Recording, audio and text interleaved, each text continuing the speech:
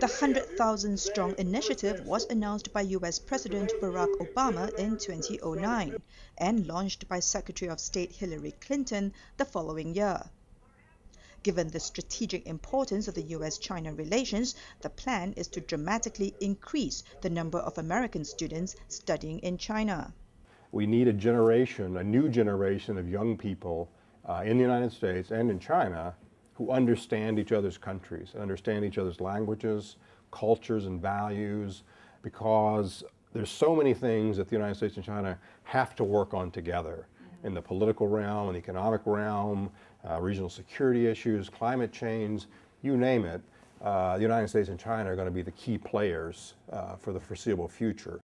Donations come from the private sector, which are matched with American universities that have existing or plans to start study abroad programs with China.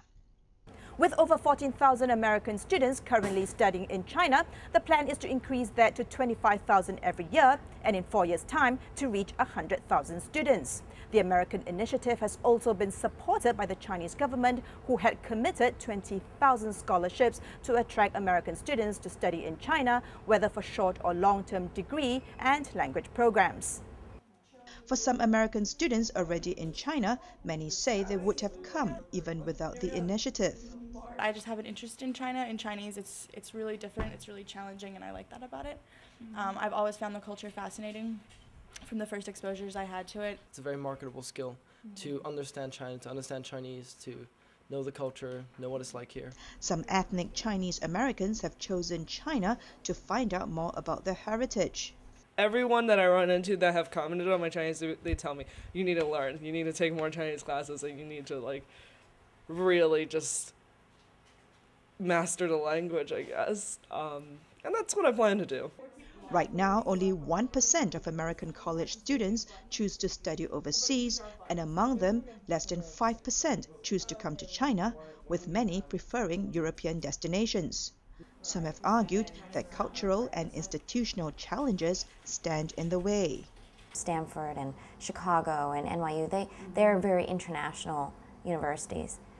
But what about the University of Kentucky? And what about the University of Wisconsin?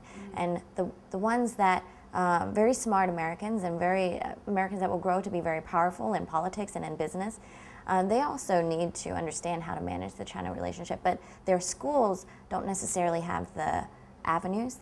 More also needs to be done to increase the diversity of American students in China.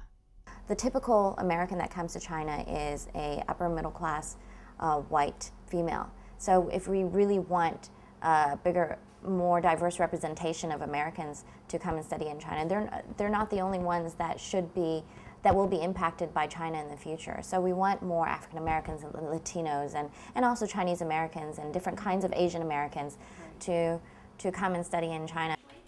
Project Pengyou is a social platform that brings together Americans who have lived or studied in China and those who are interested in exchanges between US and China.